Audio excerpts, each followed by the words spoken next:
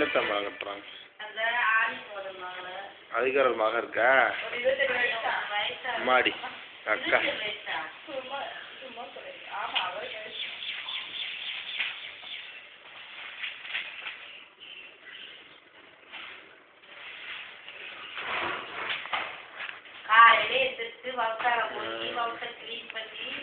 எத்தனை மணிக்கு போய் எழுந்திருக்கேன் புள்ள? நான் 5:30 எழுந்திரிச்சு உட்காந்துருக்கேன். அம்மா